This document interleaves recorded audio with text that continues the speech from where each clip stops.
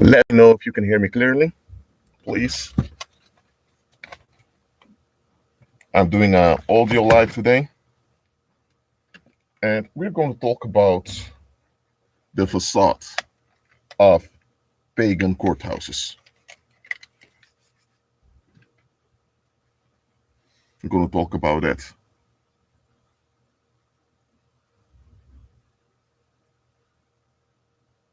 So, if you're here, let me know in the live chat if you can hear me clearly. And for those with your Bibles, pick up your Bibles. You can go to BibleGateway.com. That's also possible, or you can use a Bible app.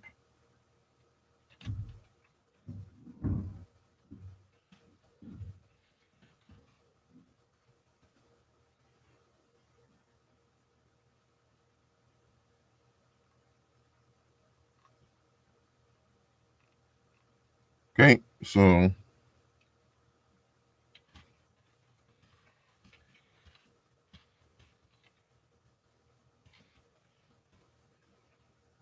let's see. If you're here, please let me know in the live chat you're here. And I want you to go to, hold on.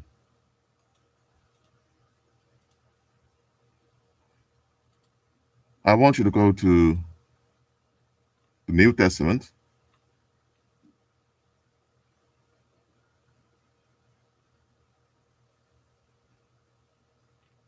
To go to Luke chapter 12. Hold on.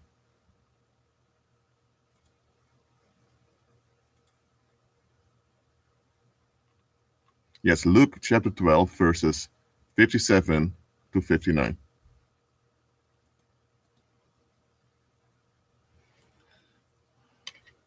Alzatia Johnson, thank you for being here. All the others, let me know when you're there. Luke chapter 12, verses 57 till 59.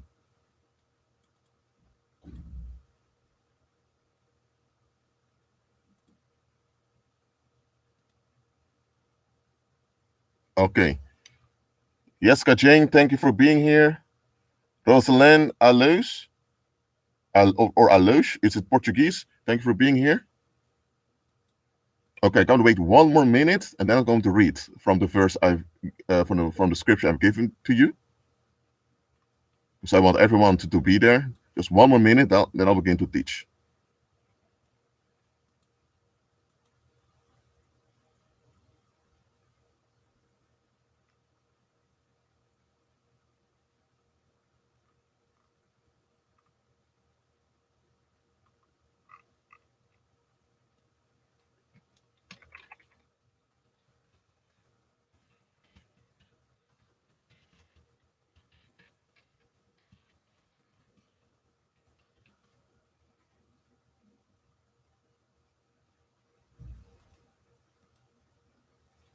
Okay. So first, hold on.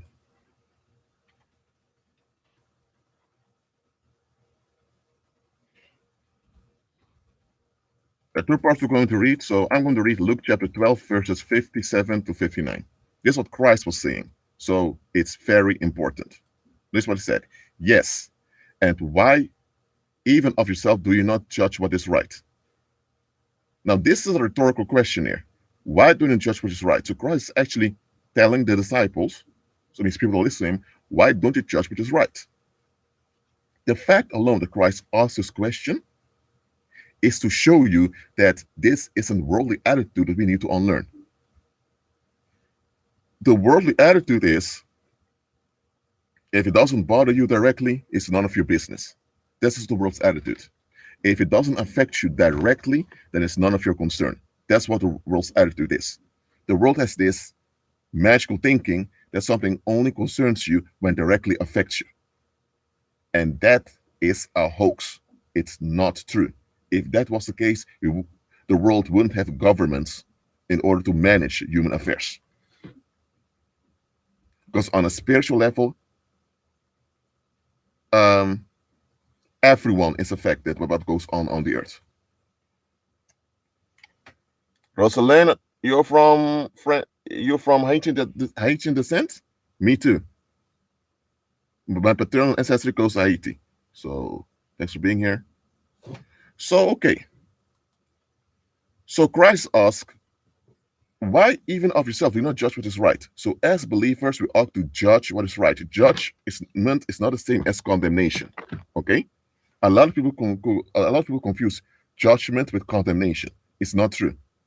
Judgment simply means you discern what goes on.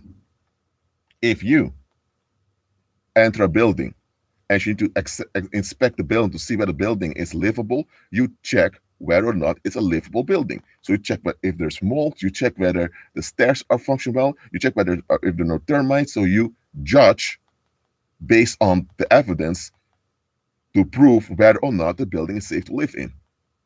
Okay? Or let's say that you are a supervisor at work and one of your employees is almost fainting because he is sick. Based on the fact that he's almost fainting, you judge this individual needs to go home. So you tell the employee, go home, you're sick, you can't work like this. Okay? So judgment is natural. It has to do with discernment. Okay? Now you have preferences. For example, some people prefer apple cake above cheesecake, for example. That's a preference. Okay? And based on preference, people can make judgment which type of apple cake is the best. If you're into apple cakes, you can say a French apple cake is better than a Dutch one. Why? And you can have arguments, but all of that is subjective. So when it comes to preferences, a preference doesn't have to be or life or death situation. So you can have believers disagree upon apple pies, upon cakes, all of that. There's nothing wrong with that. Okay. But when it comes to life and death situations that affect safety, those are places people cannot disagree on. When it comes to safety, everyone must agree safety matters. When it comes to apple pies or when it comes to what type of music you listen to, look, unless the music is really made to harm you, we can disagree. So disagreements are allowed to exist because the human species is meant to exist out of variation. Okay, so if you have a man from Sweden and he prefers to date white women only because he wants to bring forth more white people in the earth, that's fine. He can be a believer. You can walk by faith and serve Christ, and he is loyal to the white part of the.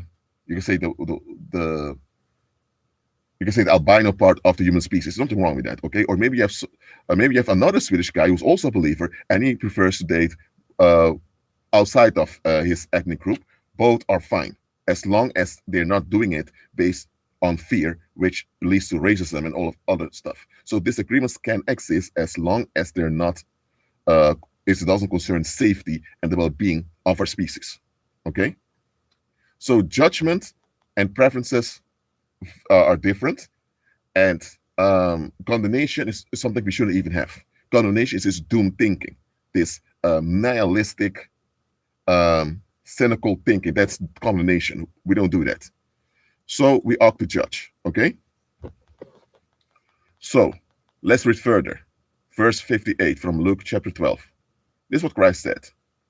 When you go with your adversary to the magistrate, make every effort along the way to settle with them, lest he drag you to the judge and just deliver you to the officer, and the officer throw you into prison. I tell you, you shall not depart from there until you have paid the very last mite. Okay? Now, I'm going to give a little bit of a background of what's going on here. Christ grew up in Judea, which was part of the Roman Empire. And the Roman Empire governed the world back then.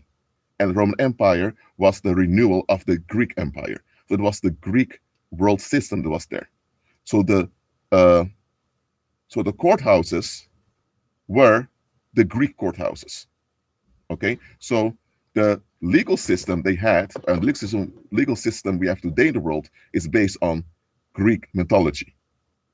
We have civil law that's based on the Greek temple, and we have common law that was used in distant provinces of the Roman Empire, and later now today is used by the Anglosphere, so where people speak English most of the time. There you have common law, which is based on the Greek theater. Okay, and here's how it goes in the Greek system. In the Greek system, It's about the stability of society. That's what it's about. Not about what's right nor wrong, nor about what's good or evil. Something can be evil, but if it leads to the balance in society, they will accept it. That's where the yin and the yang come from. The yin and the yang is not Asian, it's Greek.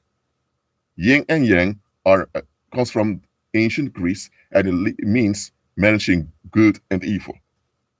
That's what the Apollonians, that means those that around the Greek and Roman Empire, and later also the rest of the world behind the scenes, that's what they believe in. They see themselves as the gods, and we are the cattle that they need to manage. That's how they see it. So the legal system back then in the Roman era when Christ lived, and also today, is based on Greek mythology. Okay, that's why those pagan courthouses used Thames or Themis, which is a female vampire, a Nephilim, as a symbol for the courthouse, or they call it Lady Justice. Why are they using a female vampire, a Nephilim, an abomination to reflect justice? It is because it's not about justice. It's about maintaining balance of negative and positive energy in the human community. That is what it's about. So the whole idea that those courthouses are there to bring justice is a myth. And it's a myth that modern day people believe. Back then, people knew very well that it was to maintain the Greco-Roman system. And today, children are taught that the legal system is separate from politics, which is not true. The legal system is an extension of politics to make sure that politics doesn't get out of hand. That is what it is. Okay? So every court case is political. In every court case, there are some expectations of society that are honored, and for those expectations to be honored, some human rights need to be denied. Okay? So before I continue, do you understand the basis of what I've just explained? Let me know in the live chat.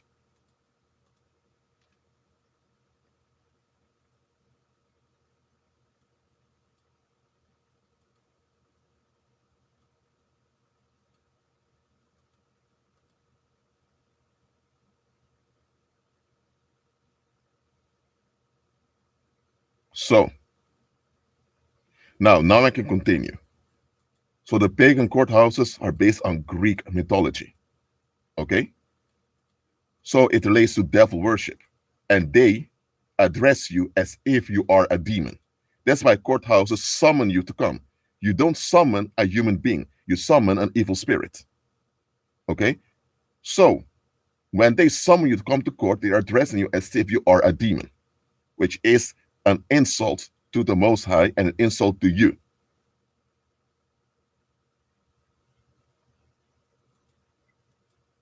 Okay? But okay, so now you know why they do that. So what does Christ say? When you go with your adversary to the magistrate, what is a magistrate? A magistrate was not the governor, but a local politician that managed an area. For example, what we today call France, back then was called the province of Gaul, or Provincia Gallia, as the Romans called it. And in Gallia, you had sub-provinces. For example, Aquitania. Aquitania was a sub-province, and Aquitania.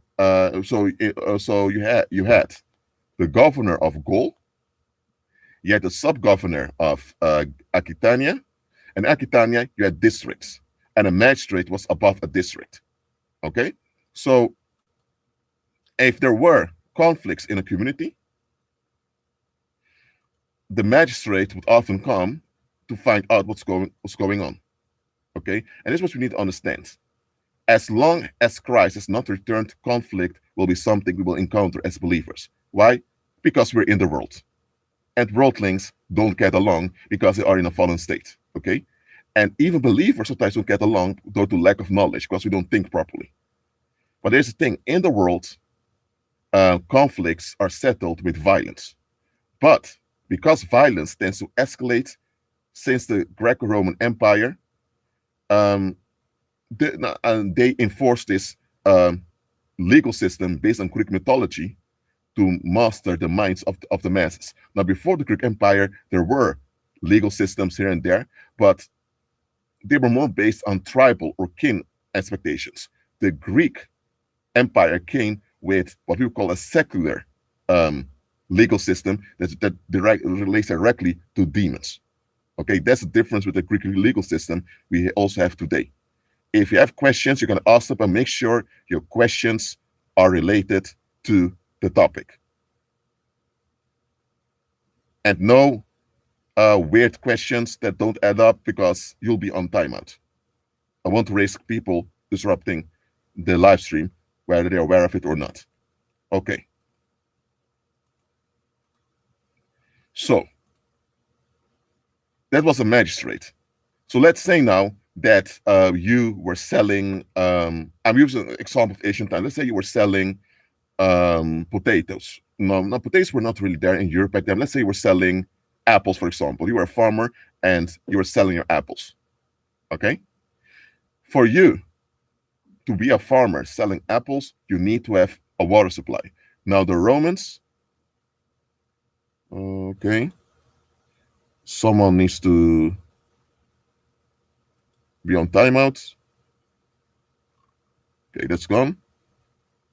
So let's say if you need to have a water supply. Now, the Romans had the aqueducts that transported water all over the place. Let's say now that you didn't receive proper water to your village where your farm is, and because of that, your harvest has been less than it used to. So you have a complaint about it, rightfully so. What would happen? You would go to the magistrate saying, I didn't receive enough water this year. That's why my crops didn't grow very well. And if you can show evidence that your crops didn't grow very well, and it's also registered at the municipality that you used to export more, now you have a valid complaint. Now the magistrate will look at it and think, okay, but why did you receive enough water? Did you pay your taxes? You paid your taxes, okay, but then you should have received enough water. So what then happens is the magistrate will tell you go to the go to the family in the local near city that manage the water supply from the river and make sure they pay you a compensation. Okay, so the magistrate will not deal with the situation himself. So you go to the family after being sent by the magistrate, and you make sure that those people pay your compensation or that you come to some agreement with them. If that doesn't work, you now can go to the magistrate with them. And the magistrate will look at the case again, saying, okay, so this individual lacked sufficient water for his farm. You guys manage the supply of water around here. That's a privilege you have from the Roman government. But hey, you weren't willing to comply with the solution. So now this needs to become a court case. And the judge, who's an Apollonian, who is cold-hearted, because that's what was right of a judge, will look purely at the facts. And the judge would say, okay, so this farmer exports apples, and he contributes much for the local economy. So, and this, he should have received sufficient water. So the people around here, over there, that family did not do their work. So based on facts, I should fine the people over there. But those people that manage the water supply, they are on good terms with Caesar. And they have investments in some German tribe. And because they are related to a German tribe, that the relationship with the German tribe is more important than the export of this farmer. So what is the judge going to do? The judge is going to blame the farmer for what goes wrong.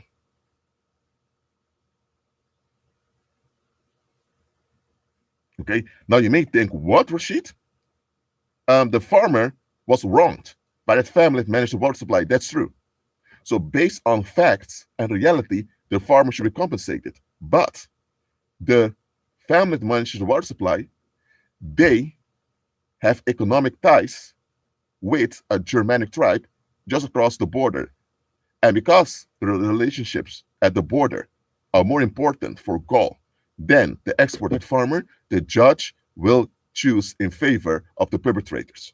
And now the farmer may go to jail for wasting the time of the court, or he may receive other accusations. And then the farmer would end up in jail. That is how it happened in the Roman Empire. Or you would receive a fine. If you couldn't pay the fine, you would go to jail for X amount of days. So it was not about justice. It was about maintaining a balance in society. Okay? And the same it is today with those pagan courthouses. It's not about justice. It's not about being fair. It's about maintaining a balance. Okay? So let me use a modern example. Let's say now that you have this white guy. I'm using an example from the United States. You have this white guy who went around raping and killing several females. He is a sociopath. He can't stand himself, and he has issues against his parents, but he decides to take it out on females. He's arrested after killing 10 white women. Okay? So he's in jail now, and he goes to court. The United States has a legal system based on common law. So you have a jury, and the jury finds the defendant guilty. Then the judge agrees, okay, you're guilty. The judge can disagree, but the judge says, okay, you're guilty. And the judge will sentence the guy to, let's say, life in prison. Now, there is another guy that comes into court. He's a black guy. He did not murder anyone. He did not steal. He did not do anything. He was just there when the crime was committed. He was hanging with the wrong crowd, and he was there. So he witnessed the thing happened, that the thing was happening. So because he was there, he was guilty by association. So they couldn't really give him a long sentence. It's just to motivate the population to be responsible that they want to give him a sentence. But he's a black guy. And in that US state, there's a lot of racism. A lot of people feel good about themselves because they're not black. So because there was a black guy in a negative daylight, the courthouse had to make sure that the guy received a high sentence. You know why? Because if they don't give the guy a high sentence, the public will become outraged and they will begin to riot and cause all kinds of trouble. And as a pagan courthouse, you're there to maintain balance in society. So it's the will of the people that blacks are lashed out against. So the judge sentenced the man to the death penalty.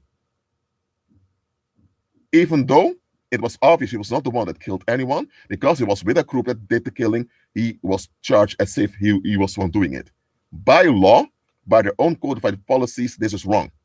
He was just guilty by association, so he only should receive like 2 to 5 years in prison, or he should be on parole. But they gave him the death penalty, even though it was proven by evidence he didn't kill anyone. And he ended up in death row for more than 2 decades. Now, this is an example to show you that pagan courthouses are not about justice. They don't even take their own laws seriously. Those laws they write are for the public to obey, but they themselves obey paranormal principles. And that's what you need to understand. Pagan courthouses are pagan. They operate on paranormal principles. And those paranormal principles are principles of duality, of yin and yang. That is what they operate under. The laws are for the public, to keep the public in bondage. But they operate on cycles of the paranormal. Okay? So, that's how it goes with pagan courthouses. So one thing Christ said here It's very obvious. If there's conflict in daily life and someone is upset with you, do what you can as far as you don't compromise your own safety and your own walk by faith. Do what you can to come to a resolution with that individual. Because Christ looked at the bigger picture. And that's something we need to do also. Let me give you a modern example. Let's say you're at the workplace. Okay, you work at an office.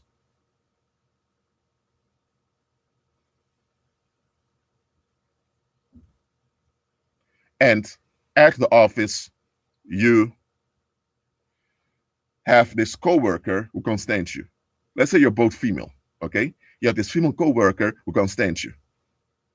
And she avoids you. When you're around, she walks away. She's the one projecting her insecurities and her failures onto you. Now, this has to be addressed immediately.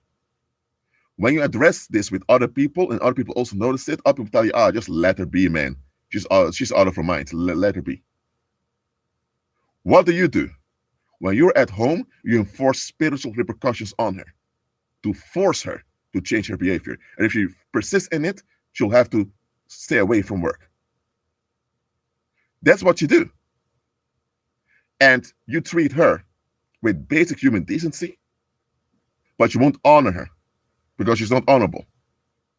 And if the coworkers expect you to pretend like nothing goes on, you tell them, I can't do that. You address things. Because this is what's going to happen if you don't address it. If you don't address it spiritually, in a practical way, she will feel comfortable dumping on you. Others notice it, and because they see that that woman is dumping on you, they become afraid that they may become the target of dumping also. So based on this fearful thinking, others will join her, dumping on you by either enabling her or by literally joining her, also dumping on you. And before you know it, everyone at the workplace is against you. And because there's so many complaints against you, there's this negative climate on the workplace that affects the work that's being done. And the manager or the boss notices a bad climate, and the boss will see the negative climates against you. So the boss knows if I need to do what's right, I will go out of business. And if I go out of business, I can't feed my family. And if I go out of business, many of those employees here will also not be able to feed their families. So it's important for this business to survive so that people can have an income. So the boss will choose what is best for the company, and you will be fired. Or if the boss doesn't want to fire you because he knows he will go to get into legal trouble, he will try to set you up to do something that's wrong, so they can call the cops on you. Why? To save his income and income of those other people. Because if his business goes bankrupt, not only will he become homeless because he has no income, also his children will suffer because of it. So the boss looks at the employee looks at the bigger picture. Now, the employer is doing whatever he needs to do to survive. And in this case, standing up for you is not part of it. So the moment you realize that this female coworker was dumping on you, you should have addressed it spiritually from that point on. You shouldn't have let a day go by without addressing it. So that is how it goes in society. People just want to be left alone and be unhindered in daily life. That's what worldlings want. So worldlings don't want to address things that require a solution. They want to flee. So to prevent worldlings from escalating on one another,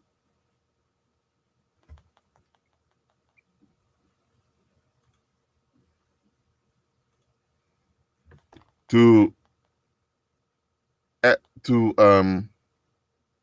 prevent that, those pagan courthouses, they come with those laws to trick the masses into operating in cycles. That's what those laws are about. And the cycles that the pagan courthouses operate in are the cycles of paganism, straight up. Pagan courthouses are pagan. There's no difference between going to a fortune teller or a witch doctor and going to a pagan courthouse. It's the same thing. One external difference is that the pagan courthouse has a military backup. The fortune teller doesn't have the ability to put you to lock you up in a cell. The pagan courthouse does. So the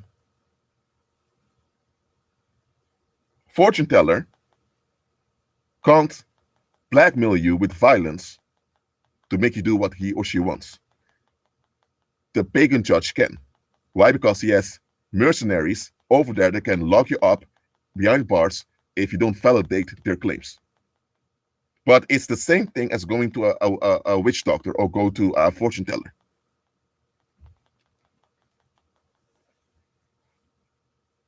So, pagan courthouses are not meant for believers to be involved in at all.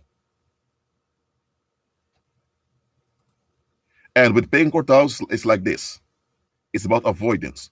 So, in a pagan courthouse, when they admit they're wrong, they lose their grip on the masses. So a pagan courthouse will rarely admit that there was a mistrial or there was a miscarriage of justice. First of all, pagan courthouses are not about justice at all. So there can be no miscarriage of justice if it was never about justice.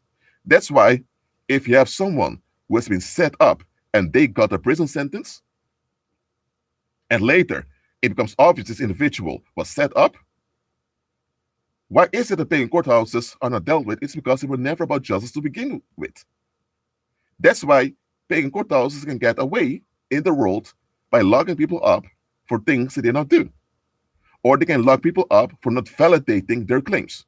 If you're in a pagan courthouse and you use what they consider strong language or cuss words, whatever, they can put you in a jail for a few days or for a few weeks. Why is it that they are God over there in that room, in that courthouse? And if you don't validate their claims over you, they feel entitled to harm you.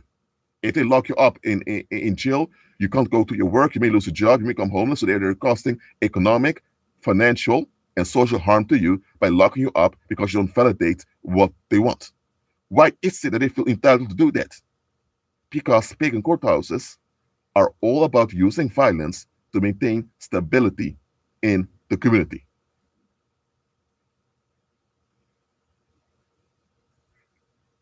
Now, hold on a minute. What is this about? Why is it that you need to watch out when you enter a courthouse?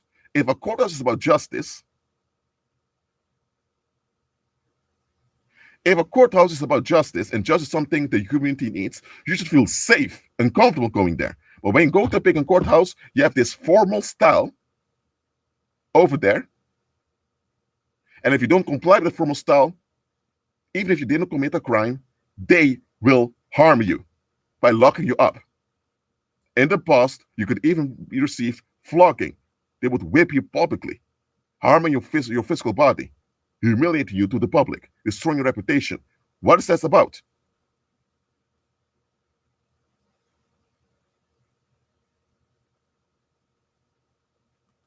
Such things should alarm common people that pagan courthouses are not what they pretend themselves to be. Look, if you go to a fortune teller because you have an issue in your life that you want information about, you know that you're going to a fortune teller. You know that you're going to someone who has familiar spirits. You know that you're doing something demonic. You know what you're getting yourself involved in. Okay? But when you go to a pagan courthouse, they put the Greek Nephilim statue out there, yet they pretend that's just a symbol. Now, hold on a minute. Why do you put a Greek abomination in front of the court, in the courtyard? Is this a Greek temple or a Greek theater I'm entering in? Oh, hold on a minute. We're not in Greece. We're not in Italy. So we are in the United States of America, or we are in Sweden or in Japan. Why do you have that statue of that Greek abomination over here? That's the first question you should ask. They can't answer it because they need to admit the scam. So by pagan courthouses, they pretend to be there for you, but they're not. When you go to a fortune teller, you know that you're getting yourself involved with something demonic. When you go to a pagan courthouse, it's the same as going to a fortune teller. But when the fortune teller suggests to you that you need to pay $500 for some cure, you can say, I'm not doing that, and you can walk away. And it's not that the fortune teller can do. If the fortune teller tries to blackmail you, that will backfire. But when you go to a pagan courthouse, you enter in and they tell you, rise, because the judge walks in. Hold on, the judge is a human being just like you. He needs to eat, drink, pee, and poop just like you. They need sleep just like you. Who are they that just because they walk in, you need to rise? And when he sits down, you're allowed to sit down. What is that? Who is he that carries such a weight that he can walk into a room, not smiling, with an arrogant face, very cold-hearted, and you need to rise up? If you enter a place in a cold-hearted, non-sympathetic attitude, other people will become upset. If you're at the supermarket and you enter the supermarket just like those pagan judges enter the courthouse, people will come upset with you, asking you, who do you think you are? You enter this place, you don't greet anyone, you don't say hi, and you just do what you want to do. Everyone else has to you ignore everyone else. What about our human rights? What about our validation? Look, when you enter the place, you say hi, you greet people. Why? Because then you recognize their existence. That's psychologically safe. When you enter a place and you don't greet anyone, you actually dismiss their existence, and that causes emotional pain in human beings. Human beings need to be recognized. That's a human need we have. So if you enter a place and you don't care about the recognition of other people, people are going to be upset with you, and rightfully so. I don't agree them turning on you, but they have a right to be upset. So why is it that the pagan judge can enter a room and he can ignore everyone and it's perfectly fine? He can ignore your humanity.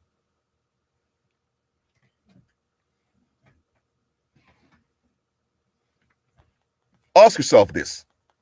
If you enter any place and you don't say hi, don't greet anyone, people are going to be upset with you, and rightfully so. What if you have your house, okay? And so you invite someone to your house, and you have your relatives over there, and if you just even say hi to relatives, you're going to think, what's wrong with you? But pagan judges can just dismiss your humanity, and we are okay with it. So he can dismiss your humanity, but he expects you to rise up and enter sin. That's how important it is. He's so important that he can dismiss you, and you have to rise up for him. He's not the Most High. Next thing, even God himself does not operate that way. When he enters in, he doesn't recognize you. You're nothing but trash. But if you don't validate him, he smacks you. That's how those pagan judges behave. What is that? If God himself doesn't behave in such a way, who are they that they can demand it from you? And not only do they demand that from you, if you don't give in to it, they will call one of their police officers and they will put you in a physical prison. Why? Just to show everyone else, if you don't validate this, something bad's going to happen to you. Who are they that they're allowed to use black magic on you, unrestrained like that? Who are they? These are the things commoners should ask themselves. Look, even if a judge enters sin and he greets everyone, is very kind as a human being, you still don't owe to rise up just because he enters the room. And here's the thing, it's not even written in law that you have to do that. So if you sit down, when a judge walks in, he can't, based on their own laws, they can't sue you, nor imprison you. Why? Because it's not even written in law that you have to do it. So it's an expectation they have, and if you don't give into it, they attack you. What if I enter a supermarket and expect everyone to remain quiet because I enter in? I pick up my groceries, I go to the cashier, I pay what I have to pay, and when I leave, people can talk again. If I have that expectation, and I tell people, shut up and I walk in, okay? I don't want to hear any of you. People are going to say, oh, Rashid, hold on. Get out of here. The shop owner or the manager of the supermarket will tell me, sir, you need to get out. We don't tolerate that over here. What if I have a gun with me, or I have a few men with guns standing outside, and people see the men with guns outside, and they see I also have a gun, and then I enter the place. Then people automatically going to become quiet. You know why? Because when I didn't have a weapon nor armed people behind me, and I would come with such a claim, people could just kick me out, rightfully so. But now that they have weapons, people can get hurt. They can even die if they don't comply. And that's why suddenly I become relevant, that they have to give in to what I want. So if an armed robber enters a supermarket or a bank, he becomes extra relevant because people can get hurt if he doesn't have his way. It's the same with pagan courthouses. It's the exact same threat on your life. Yet we are trained by society to bend over and accept the threat over our lives.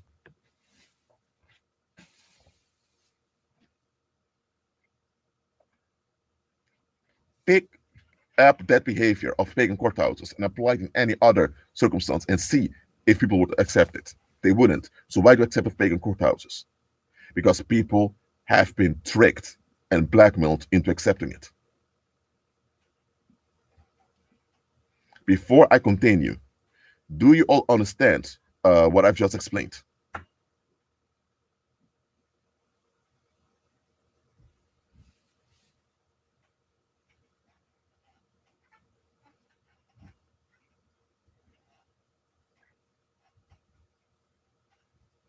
And Catherine, she's from Australia. She asked me, why do they wear wigs? It has to do with the Bourbonic dynasty from France. They wore wigs because they promoted sodomy because they worshipped Apollo. And based on that, that became the fashion amongst white people that men had to wear wigs, they had to wear makeup, and they had to walk in a feminine way. That's why all their politicians and their judges and their businessmen wore wigs. When you look at paintings from the 17th and 18th century, they all wore wigs. It's around the mid 19th century that it stopped, after the influence of Napoleon Bonaparte.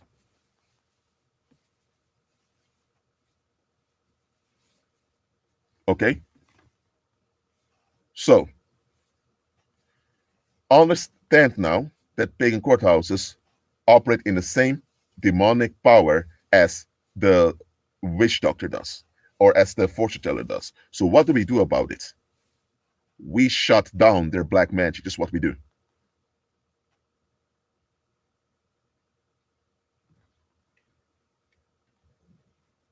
Yes, Dion, that's the way of projecting violence. We shut down their black magic. First thing first, we recognize it's black magic. You need to recognize it for what it is. By recognizing what it is, you see it's illegitimate. And when you recognize it for what it is, you'll see it's illegitimate. Because they don't actually solve anything in the human community. They only bring relief, but they don't deal with the root of crime and the root of the violence in the community. They only bring relief and they claim validation for it. So you recognize it's black magic, and the way that you recognize the scam.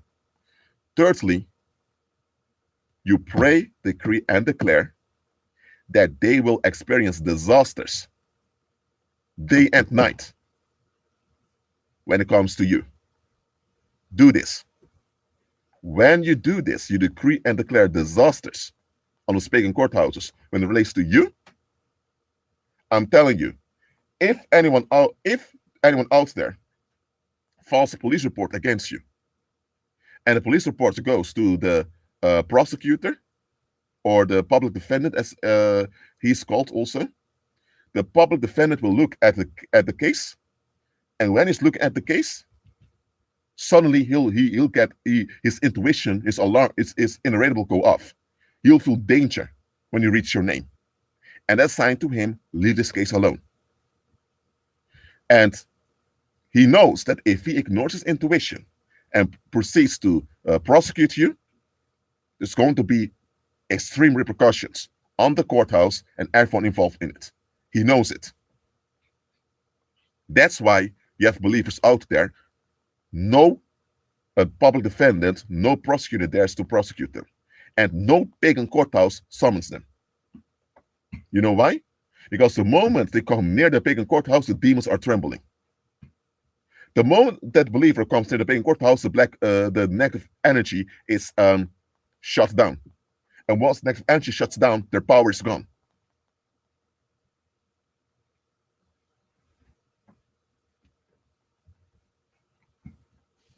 I'm telling you, believers, shut down the black magic of pagan courthouses. Shut it down. Because if you don't shut it down, they'll seek to shut you down.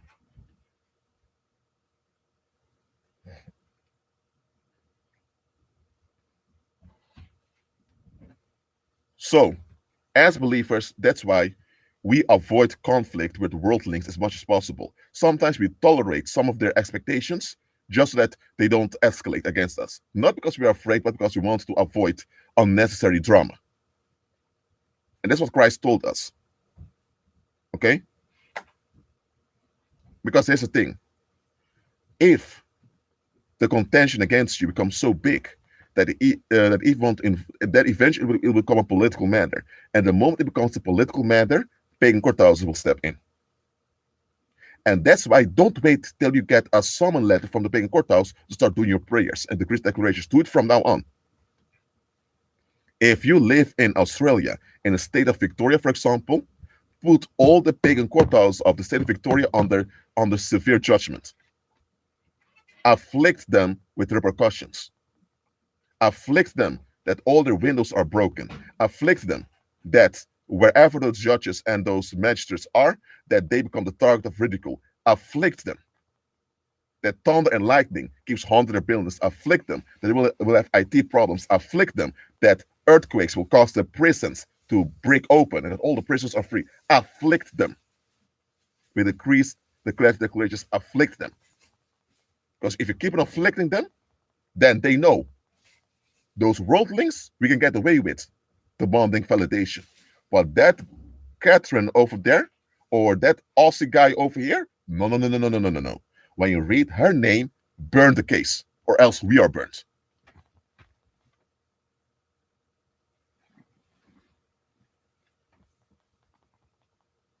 And now I'm addressing Afro Americans, the Black community of the United States. This is what you should have been doing, I would say, decades ago.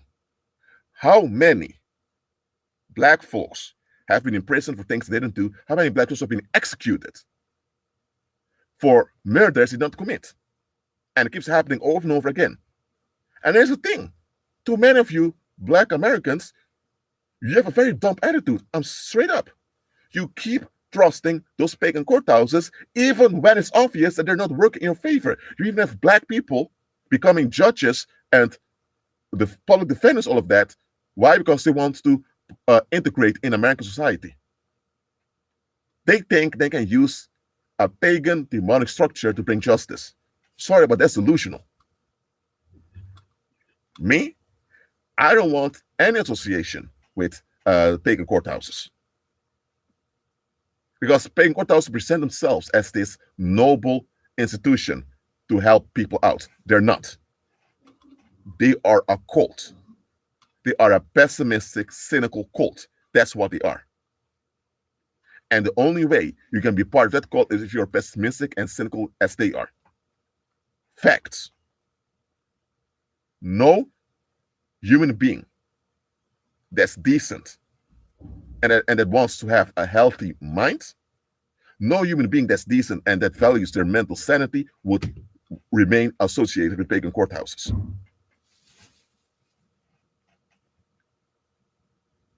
You got to be out of your mind to want to be associated with those people. Now look, if you need a job to take care of your family or need a job to pay rent and you work as a cleaner at the pagan courthouse or you work as just an administrative worker, you're not really doing anything, okay, I can tolerate that to some extent. But even that I would prefer not. Anyone that comes to you with a bitter, cynical attitude and expects you to validate their misery, you should say, not over here. When you do it to a pagan courthouse, they come out saying, what? You don't validate our grip on you?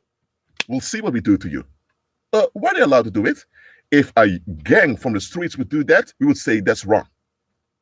We would condemn it. But when a pagan courthouse does it, oh, it's the law. Get out of here.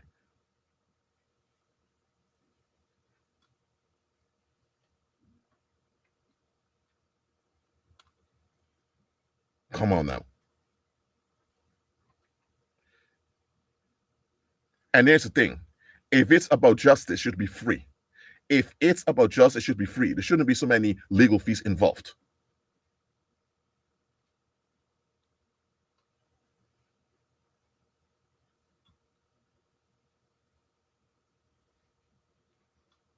Okay? It should be free. The fact that that there are legal fees involved shows you it's a business. Okay? If it's about justice, it should be free for everyone. But it's not about justice. It's about keeping balance so society functions, so that demons can get their supply. That's what it's all about.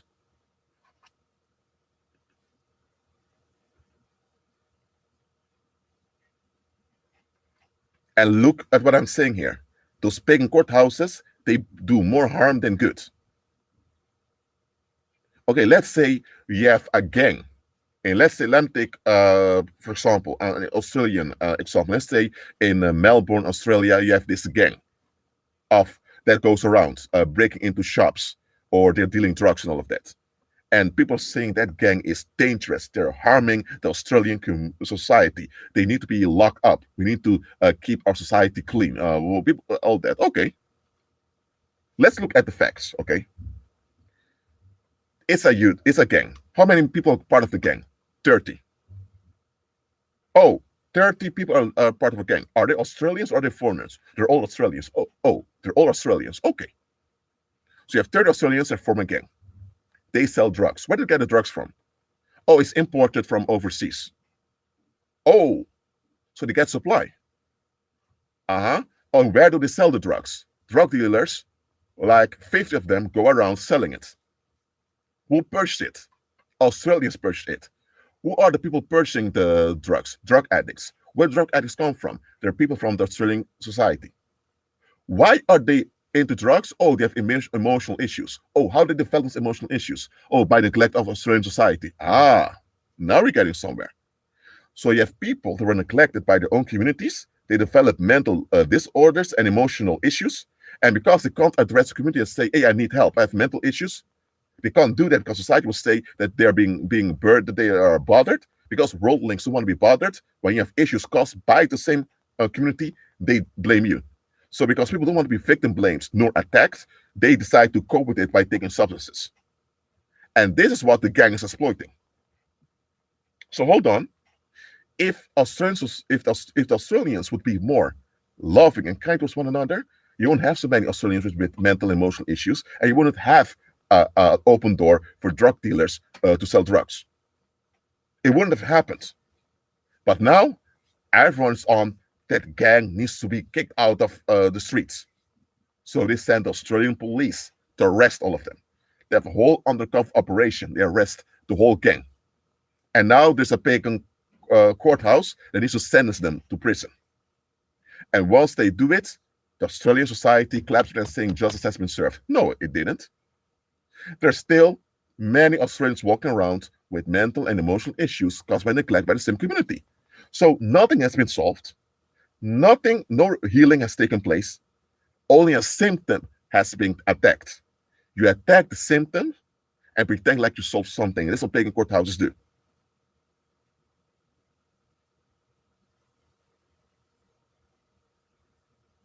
That's how they do it. They attack symptoms. They do not deal nor address the real issues. Don't you know that there was a time, I'm talking about in the Western world, where feminism thrived. There was a time, till the 1980s it was, that if you were a woman and your husband was narcissistically abusing you, beating you, and harming you, you called the cops would ignore you. You go to a pagan courthouse, and the judge will tell you this is a private matter, you should honor your husband. There were women that they ended up dying at the hands of their abusive spouses because the pagan courthouse refused to deal with the husband. It's after there was a lot of outcry by women for the situation, and things got out of hand, the pagan courthouse realized, you know what, we need to deal with domestic violence also. Yes, there was even a time that psychopathic narcissistic parents could even kill their own children.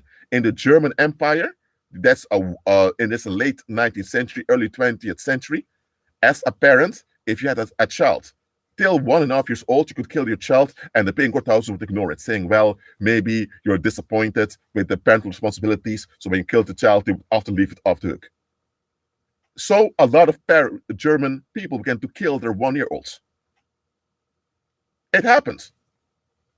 So those men that became Nazi soldiers and Nazi officers, they grew up in a culture where some of their siblings were killed by their parents.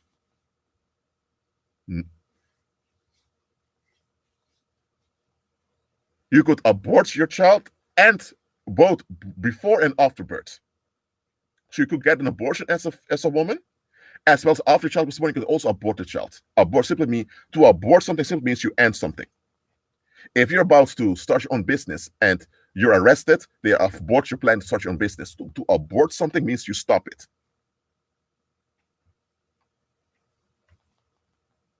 So you could abort human beings before they were born and after they were born, till 1 year old. What if you would extend it till 18 years old? You have a teenager, and as a parent, you say, you know what, I don't want to be responsible for how I treat this human being, so let me kill him. Let's say you would extend that permission to kill till 18 years old. Oh, let's extend it to lifelong. And now we choose those as Jews who don't want around, so let's abort them.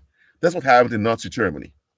There was a tolerance for killing babies amongst German society.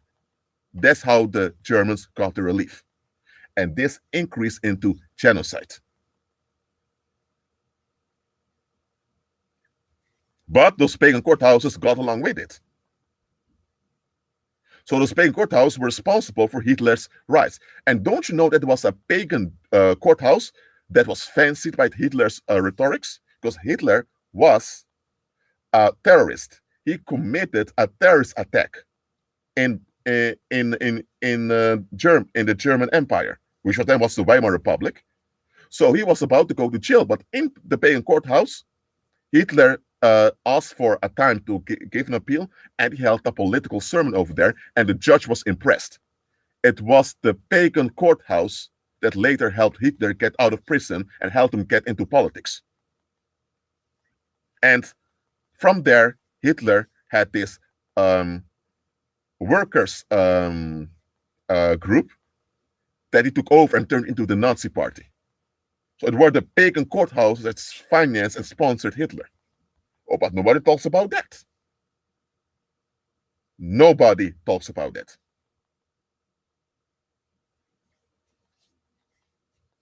So, pagan courthouses, they get along with evil as long as it keeps people at ease. In the United States, the relief is achieved by harming and killing Black people. That's how Americans get the relief. I say it bluntly as it is. And it should be obvious now, since the Obama presidency, how often police brutality has killed Black folks who were unarmed and formed no threat whatsoever. Now, someone asked, does the Western world seriously value Hitler? Well, when Hitler rose up, the Western world embraced him. In 1920, they bombed Black Wall Street, and they shut down many Black businesses. And because of that, there was an economic crisis worldwide, because Blacks were important for the world's economy. And then Hitler rose to solve the issue. So the crisis of the 1920s was caused by them killing off Black entrepreneurs. That's how the crisis emerged. And this crisis was so intense that a lot of people became poor. And then Hitler arose and said, this is bad. And even in the United States, a lot of folks began to sponsor the Nazi Party. Hitler was beloved by Western world. They thought he is going to restore our imperialism. But what people didn't realize was that Hitler was fed up with them.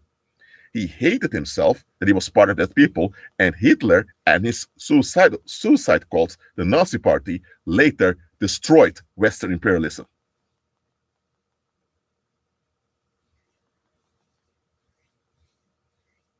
The rich only sponsored Hitler because he got leeway from pagan courthouses. Because if you invest in something that pagan courthouses don't want, you are in prison very quickly.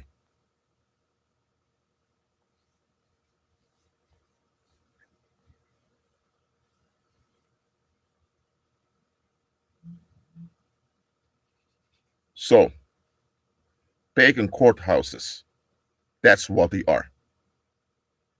They are brothels. You can compare them to a brothel. Okay, if you have a brothel, you have the women over there who are prostitutes, and you get hundreds of men dumping semen inside of them and to get relief. That's what a brothel is. The same a pagan courthouse is, where society comes and dumps all their tensions, and the pagan courthouse appoints a victim to carry the weight. That's what they are. They're brothels. Energetic brothels. That's what those pagan courthouses are.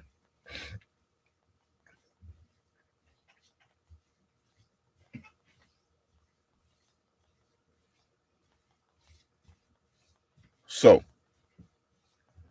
always afflict pagan courthouses with repercussions. Do it.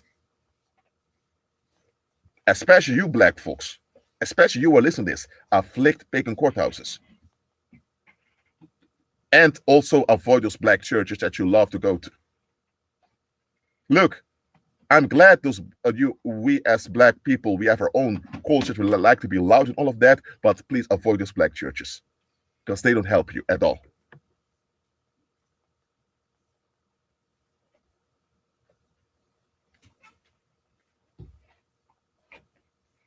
Yes, just like Dion here said, pagan courthouses can't operate against evil because evil is the empire you're a part of. So they just redirect the violence so that things can continue.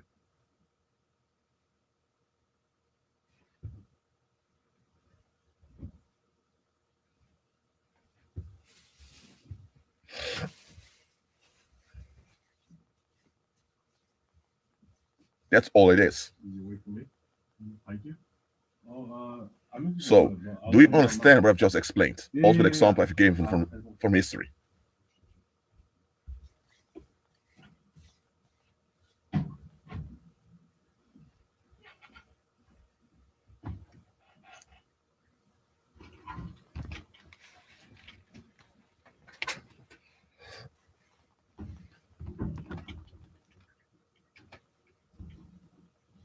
So, I told you what to do about pagan courthouses. Afflict them with repercussions. Afflict them with plagues.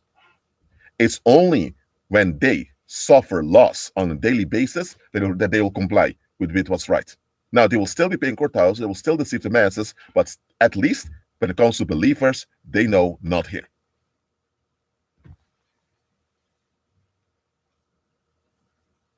I'm telling you one thing, believer.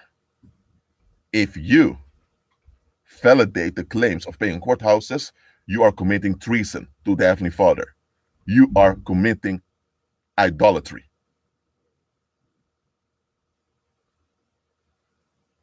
You are enabling pedophilic violence. That's what you do.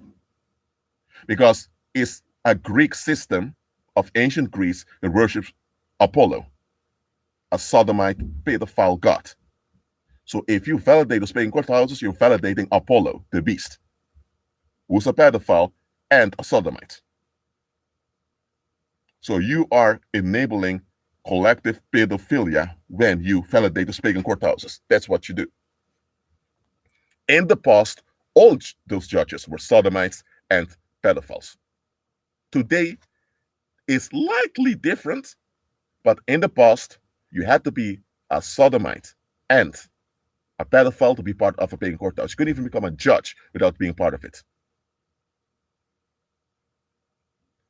There was a time that if you wanted to work in a pagan courthouse, you had to take the Baphomet oath directly. That's how it was in ancient Greece, in the Roman Empire, and afterwards. Later, the pagan courthouse became more available to common people. That's why they created those studies called law, that you can study law at university. And that's how more commoners became associated with the legal system. But it used to be like this. You want to be part of this? You have to take the Baphomet oath.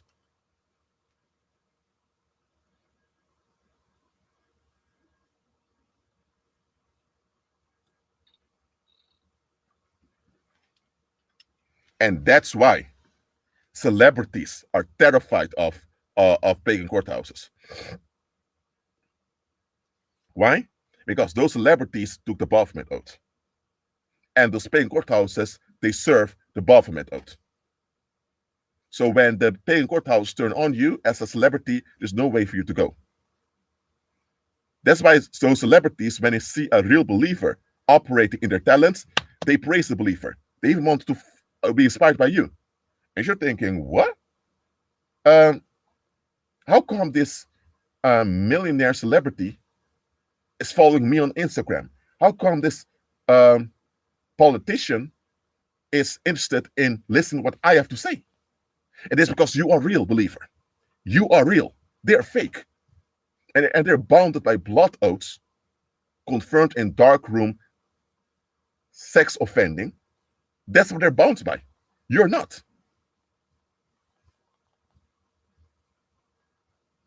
And that's the scam that mainstream media as well as Hollywood has done on believers.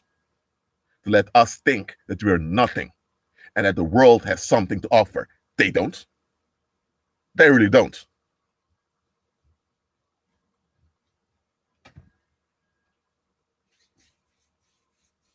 Let me put out something very plain out there. I don't hate people that are part of the pagan courthouse system because they're part of our species, human beings. So I don't hate them.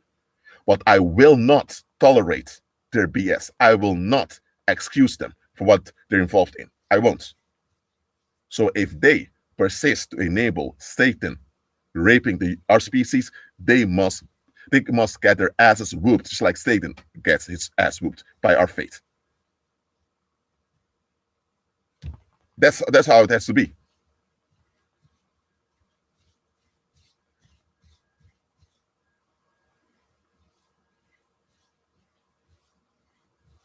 Oh, and here comes another thing. What they do, put people in prison, does not work. First of all, society is not, let me say the community does not heal. And look at this. If a man commits a crime and he goes to prison, he can't be there for his families. No, you have fatherless homes. And fatherless homes will cause more problems for the community. Fatherless homes tend to lead to youth gangs. So if you don't want youth gangs, make sure fathers are in the home.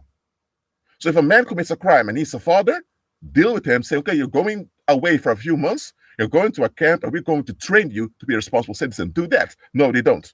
They lock a man up for years, knowing full well that he has children being grown. I'm sorry, but you contributed to the problem. Yes, the man is wrong for the crime he committed, but hey, he's also a father. So at least give him time with his children because the children need him. Pagan courthouses, they ignore and neglect your human rights and your human needs. That's what they do.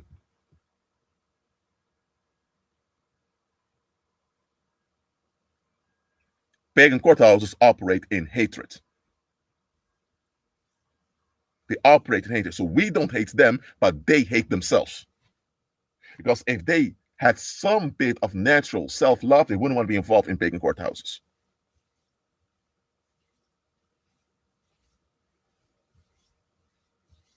Listen,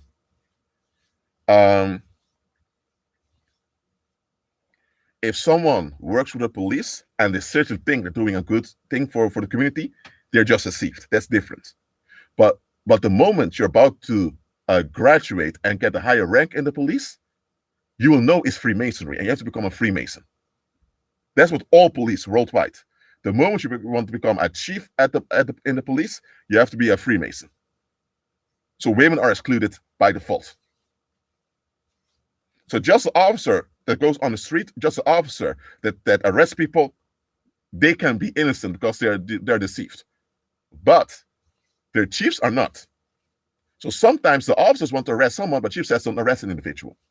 Because either that individual is part of the Baphomet oath, so they have some privileges, or it's a real believer. And they know, oh, if it's a real believer, we're in trouble.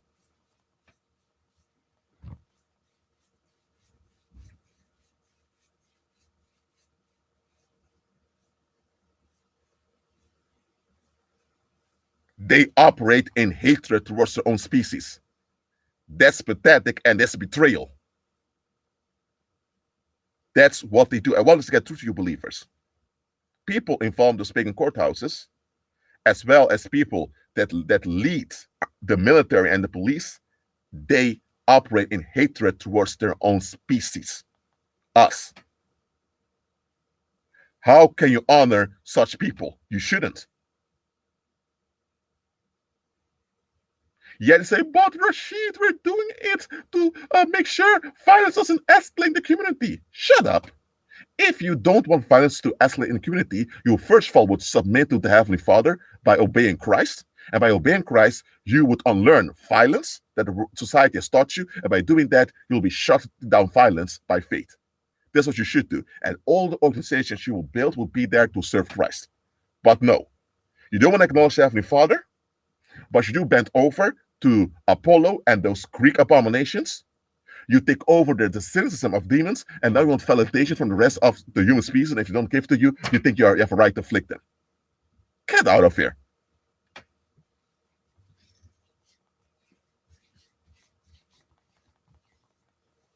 So look at this. They submit to the cynicism of demons, because demons are cynical anyway. But hey, nobody told them to forfeit the Heavenly Father, so that's on them. So they submit to the cynicism of demons, and now they want to afflict you with the same weight they're operating under. No, you don't want to wait. Repent and be delivered. Oh, you're a narcissist. You just want to be validated. Well, stay with the demons then, and with your cult that are cynical. Oh, you want to afflict it on me? So I need to operate in a fright that something bad will happen to me. Because when others are upset, you know what? I'm bending over this stream of negativity, and it harms you. I'm not harming you. Your harm that you're sending out to me harms you back. I'm not harming you. You're operating self-harm and you want to afflict on me. No, it goes back to you. This is what we do as believers.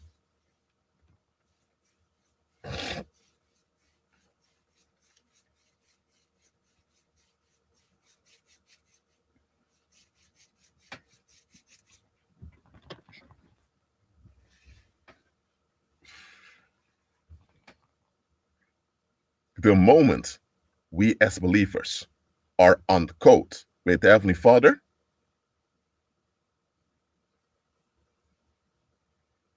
the moment we do that, pagan courthouses will be terrified of us.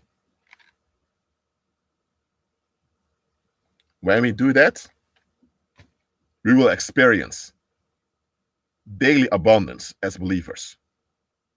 And the world, not all of them, but many from the world will stream to us for solutions in daily life. And we will be able to provide solutions.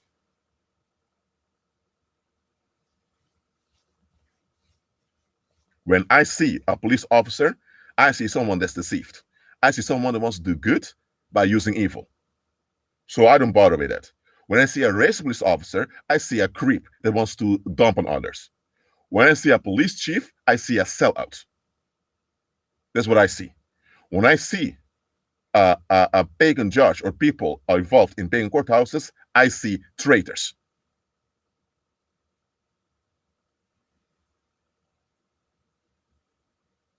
When I see politicians defending pagan courthouses, I see clowns. That's what I see. Yes, they say to protect and serve whom? Who are they protecting and serving? Not you, the public. They're protecting and serving the demons. That's what they're doing, to make sure demons have supply. And that's why I'm not angry nor bitter against pagan courthouses, because that's what demons feed off. Instead, I look down on them as I should, and I laugh them off. By me remaining in joy, and in joy, I mock them. By expose them as I do in this live stream. By doing that, they get no grip on me. Some people become so militant they're fighting pagan courthouses. Don't do that, because then you're operating in violence, and that will feed the demons. No, starve the demons. Not by ignoring them, but by shutting them down. Don't fight them, nor flee from them. Shut them down. You can do that when you walk by faith. Shut them down.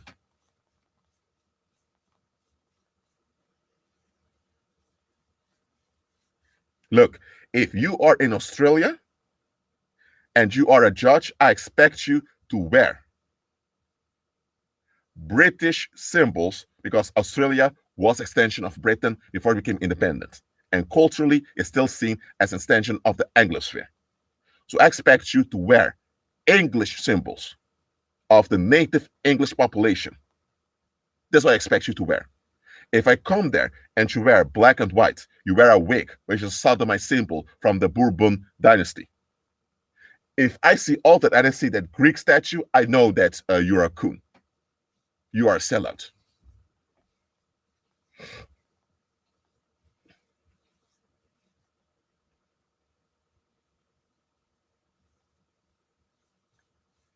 So listen, we don't hate our own species because we operate in life and abundance. We walk in love towards everyone, but not everyone operates in love. Many operate in darkness and some operate in explosive rage. That's what we recognize. So we don't embrace everyone because not everyone is meant to be embraced. If someone persists in exploding rage, like the pagan courthouses do, we shake those off our feet so they will ruin themselves. And when they insist on flinging that ruin onto others, we say, no, no, no, no, no, no, no, not going to happen. Not going to happen under my watch.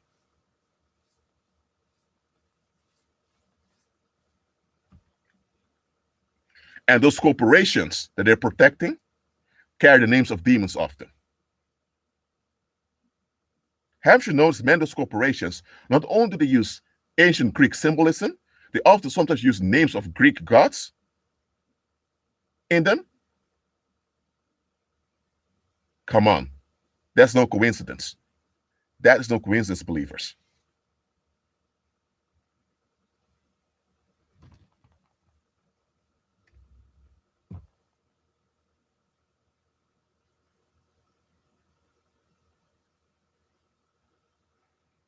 Maritime law comes from the ancient Roman Empire. It's to regulate commerce on sea. It's the same thing.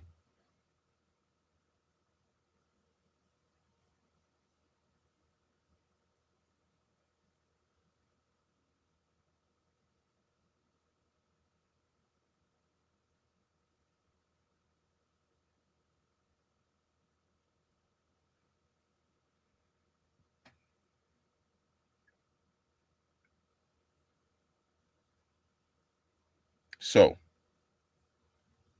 that is what we do with those creeps and those cowards that claim to serve and protect. They're serving and protecting the demons. That's what they're doing. They're not serving and protecting you. So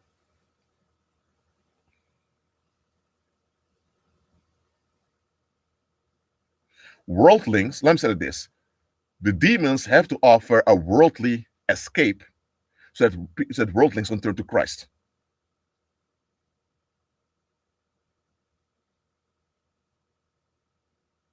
Okay? So that's why you have those um, activists out there that give you loopholes on how to bypass the legal system. That's something demons provide so that we don't turn to Christ and shut down the operation. That's it.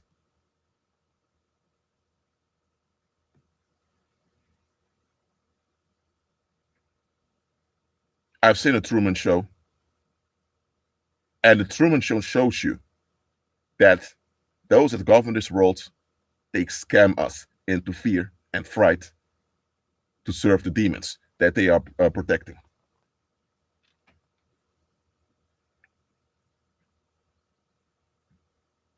And for those from Australia that are listening to this, listen to what I'm saying here. I've been getting reports not only from mainstream media. Mainstream media is not always reliable, but I've been watching what's going on in Australia at the moment, and your guys are being turned into a military dictatorship step by step. Your guys are being robbed, and sooner or later, some of the Australians are going to be kidnapped and exterminated in camps. I can see that happening right now. So Australians, please watch out. Your own countrymen have betrayed you, and they are leading you to the slaughterhouse. That's all I need to say about Australia right now.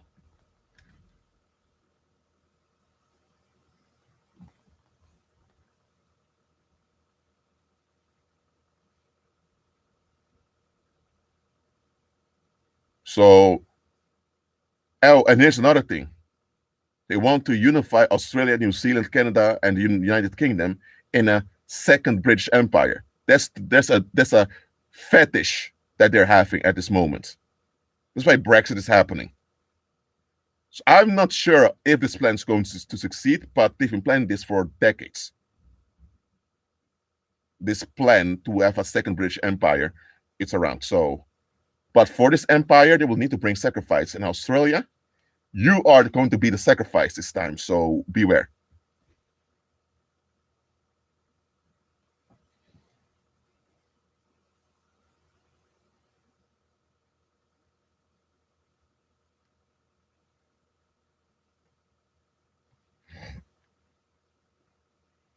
So understand, believer, it doesn't matter which country you're in.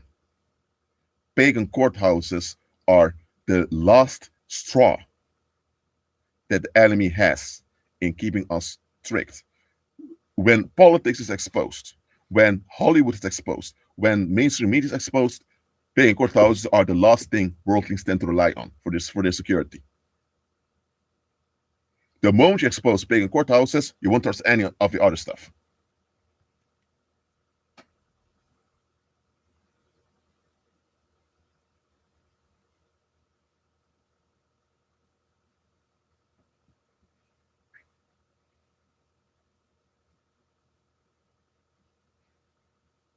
So that's why I'm teaching you now. Shut down pagan courthouses. Once you begin to shut down pagan courthouses, you'll see that all the other facets of the system will begin to shake also. Stop worrying about the vaccine. They have multiple vaccines now, and they don't know which one they need to imply. So they are in a mess at the moment. So it's obvious to everyone that they're trying to trap you. Keep on praying, decreeing, declaring, keep on afflicting them with repercussions, and the whole vaccination and Agenda 2030 will crumble before their eyes. Many of the plans of the elite have crumbled before their eyes because believers operate in true faith instead of going to those pagan churches. So instead of thinking, oh dear, what are we going to do about the vaccine? What are we going to do with the mark of the beast? Kind of, oh, the mark of the beast has been here since ancient Rome. Okay? And the mark of the beast, the method shapes over time, but it's the same thing. It's trapping people in fright so they comply.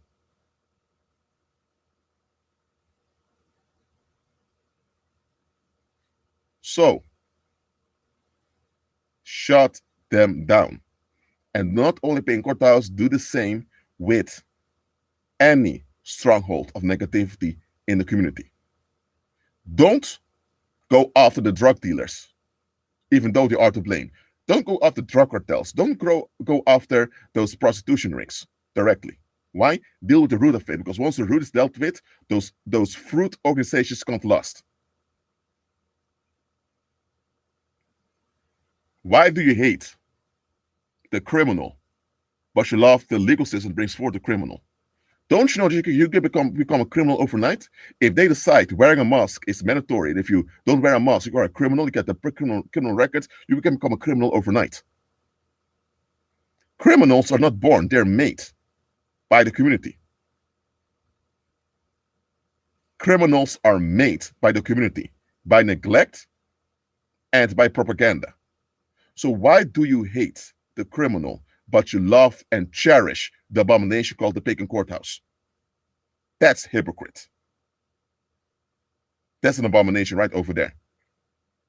And there are believers joining the dumping on criminals. Look, I'm not in agreement with what criminals are doing, nor with their lifestyle. Okay, I'm not protecting the bad they're doing, but they're shaped by the community. So if you're upset with them, you should be upset with us, the community, and change our ways. No, you hate the fruit, and now you cherish the one fighting the fruit. Because if you have someone fighting the fruit, you don't have to check yourself nor those around you for your responsibility. That's what it's about.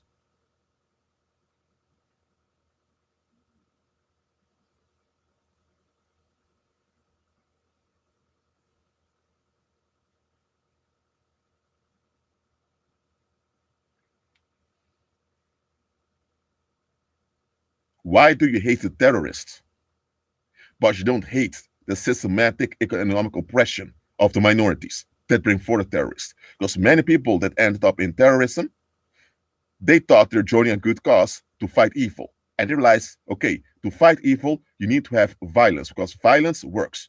So let's use violence to do good. The police uses violence to do good. That's what they claim. And terrorists do the same thing. But when the police uses violence to do good, we applaud it. But when terrorists do it, now it's bad. But they're doing the same thing, using violence with aim to accomplish something good. So hold on a minute. You're upset with people becoming terrorists because they think they can achieve something good by blowing up themselves. But hey, where do terrorists come from? Oh, they come from ghettos, uh, marginalized communities. Oh, why do you have marginalized communities to begin with? Yeah, because people need someone to dump upon. Oh, so the societal neglect, you don't hate that, you excuse it, but you hate the fruit of it. That's inconsistent right over there.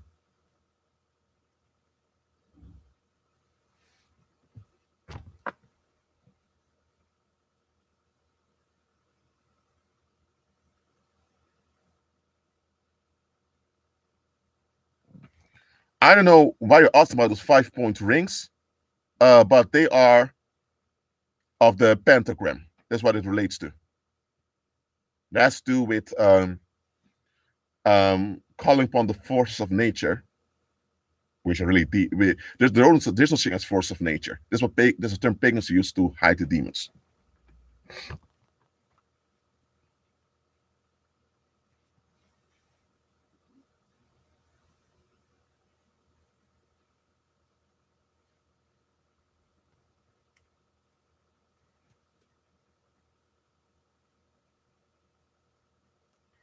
Okay, let's say you live in the United States, and it's the dumping season. They want to victimize blacks again. What do? This is what you do. I command in Christ's mighty name that every courthouse in the state of Texas catches fire. I command every courthouse in the state of Texas to suffer vandalism, to suffer looting, to suffer intense rainfall, to suffer earthquakes, to suffer hailstones collapsing on them. In Christ's mighty name, you do such a form of declaration or a form of decree. I mean, you can do. It's not a declaration; it's a decree. Do such stuff.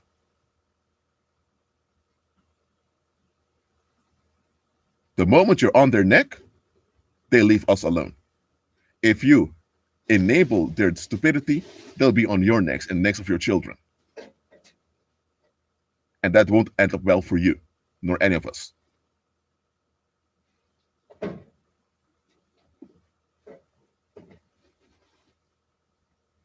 Please, believers, use your power. That's why on this channel, I do not condone religious debates. I do not condone out of context questions, and I do not condone out of context seeking of attention. This is here to train you to operate in life and abundance. That's what we need now.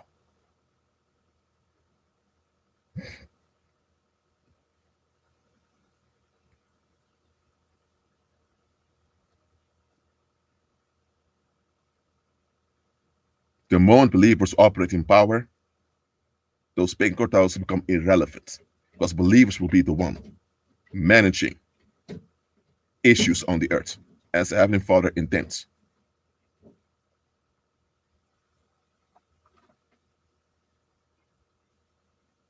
So that's why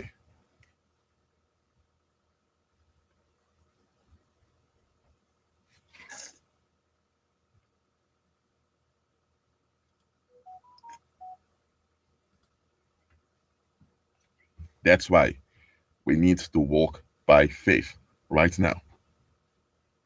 So that's it for this live stream. Put into practice what I've taught you and be at peace.